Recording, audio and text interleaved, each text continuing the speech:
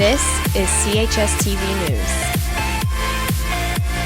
Good morning, Cathedral. I'm Brianna. And I'm Melina with your morning announcements for Thursday, May 25th. Let's start off the show with the message from Mr. Lawler. And good morning, Cathedral. And I'm on for the last reminders about the bomb threat drill today. First things first, though, I will tell you that the bomb threat drill today that was scheduled for 10 a.m. is canceled due to weather outside.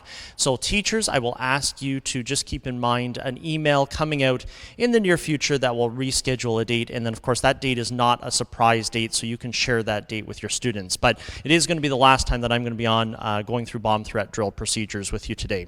So we left off last time around talking a little bit about Mr. Daly coming on the announcements, or a member of administration, and saying this phrase here: "We've received a bomb threat and will now be evacuating the school in an orderly fashion. Please exit the school under a teacher's direction via the closest exit to your location. We will be rendezvousing at," and then at that point in time, Mr. Daly will list the emergency evacuation areas. And you may remember those areas to be St. Patrick's Catholic Elementary School and or St. Mary's Catholic Secondary School if needed. For the purposes of our drill, whenever it does occur in the future, Mr. Daly will say we will be rendezvousing as far away from the building as possible, but on property. So in that case there, if you have a classroom that has an exit that is closest to the field, you will move out to the football field and as far away from the building as possible, but staying on the football field. If you've got a classroom closest to Wentworth Street, you'll evacuate the building near one of those exits, and you'll move as far away from the building as possible, which means pretty much on the city sidewalk. And the same with regards to Wilson Street. If you're evacuating through that end of the building, you'll move out through the Wilson Street parking lot, move towards the end of the Wilson Street parking lot, and as much off property as possible, so on the city sidewalks again. Today I'm going to highlight for you with regards to students and teachers what some of their roles are. So beginning with teachers, so your teacher needs to be able to conduct his or her evacuation of their classroom in a safe and orderly fashion. And in order to do that, students, we need your full cooperation, and we need you to keep calm throughout an evacuation. Your teacher is going to grab an attendance card or an emergency attendance list that they had printed out and bring them with them. And teachers, we ask that you do that at any emergency that goes on. Make sure that there's an emergency copy of an attendance list or a class list somewhere near you with a pen or pencil you can bring with you. At that point in time, teachers will lead you out of the building and they'll take you to your rendezvous spot, and then they will take attendance. For the purposes of our drill on whatever day it is coming up, teachers are going to just do a visual count of attendance, but in the case of a real emergency, teachers, we ask that you take attendance on your emergency class list or attendance card. Students, we ask you not only to be calm during the drill, but we ask you to stay away from using cell phones. Using cell phones, Hamilton Police tells us, causes extra confusion to an emergency case situation, and it also attracts people to the buildings. Many people who have the best of intentions in mind, mums and dads who are frightened for your safety. The problem is it also puts mums and dads and anybody else contacted by cell phone who comes to the building in grave danger if we're evacuating the building due to some sort of emergency. So it is important that all teachers and staff and students stay away from use of cell phones. We do need you to evacuate immediately during a bomb threat, just like as a fire drill, which means we don't want you stopping your lockers, we don't want you stopping in the washrooms and so on. You follow your teacher's direction by moving straight out of the building. So once again, our bomb threat drill is canceled today, and there will be a future notice about a bomb threat drill coming up. We ask teachers to share that date with students once you receive it. And once again, we thank you for your participation in our bomb threat drill, which will be coming up. My second announcement today just has to do with Innovation 150. So if you remember, that's the gigantic science exhibition that's occurring tomorrow in the school. We really encourage you to hand back to your Period 1 teacher those forms that you were given out last week that consent to you being photographed or filmed during the event. We will be tagging students that have brought those consent forms back, and it is in your best interest to have those back as well. The Perimeter Institute, which is putting on Innovation 150, is bringing a professional videographer, professional photographer. They're going to share these pictures with our school website and also with their website in general and their media releases.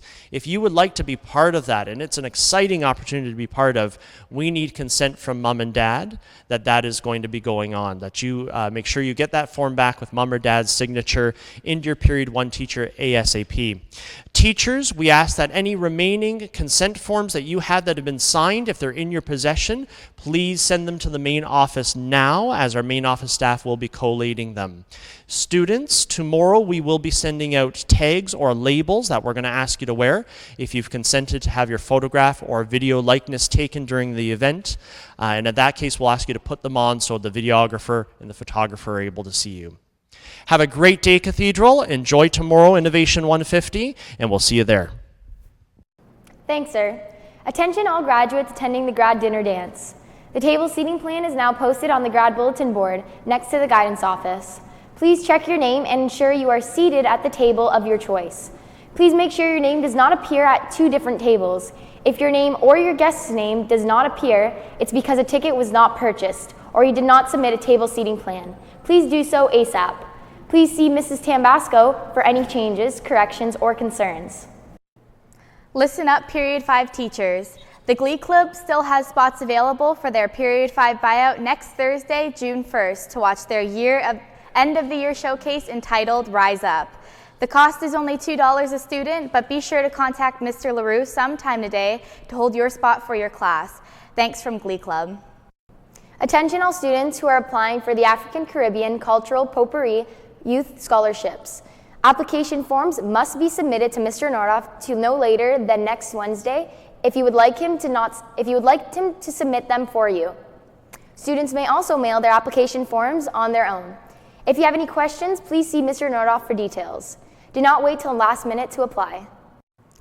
Cathedral will be offering a new Senior Native Studies class next year focusing on current Aboriginal issues. Students must see Mr. Nordoff in guidance to sign up. Spots are limited, so please sign up sooner than later. It's Student Council Campaign Week. The Student Council General Election will take place on Monday, May 29th, with live speeches taking place here on CHS TV. To be eligible to vote, you must have registered for September, including paying your $40 activity fee. All candidates running for Student Council are reminded that they must show a copy of their speech to either Mr. Trabuco or Madame Solly by the end of the day tomorrow. Attention all students interested in becoming a member of the Gale Guides for the 2017-2018 school year. Please see Mrs. Daly in room 328 or 317 for an application. Applications are due this Friday. All yearbook members are asked to attend a meeting today after school in room 103. If you are looking for volunteer hours, check out the bulletin board in the guidance office. New volunteer opportunities have been added. In order to graduate, you need at least 40 hours of community service. Volunteering also looks great on your resume, and the government, universities, and colleges even offer scholarships or bursaries for students who have significant amount of community service hours. Do not delay, sign up to volunteer today. Even though our Cathedral girls touch football team did not advance to the championship playoffs, they played amazing. In the two-day tournament, our stellar defense held the regioning champs St. Mary's to only 2 touchdowns. In our game against Bishop Tonus, Maddie Arnott rushed the quarterback and forced a horrible pass that was picked off by Muna Kazim, who ran it back for a touchdown. Thank you to the coaching staff, Mr. P. Juva, Mr. M. Juva, Mrs. Duarte, and Mrs. O'Keefe. Special shout out to our super fans, Mr. Daly and Ms. Craig, who came out to support the girls. The girls showed tremendous sportsmanship and represented Cathedral well. Girls, please pay Mrs. Duarte $15 ASAP for your t-shirt. Today's girls rugby practice has been canceled, and members of the boys rugby team are reminded of their practice immediately after school today. Today's barbecue during lunches has been postponed until tomorrow due to the inclement weather. However, the cheer team's bake sale is still happening during lunches in the cafeteria. All students who were originally signed up for the John Wells presentation are to attend their regular classes as Mr. Wells had to reschedule. Thanks from Ms. McHugh. And those are all of your announcements for today, Cathedral. Happy birthday goes out to Michaela Abling from all your friends. Have a great day, Gales, and thanks for watching.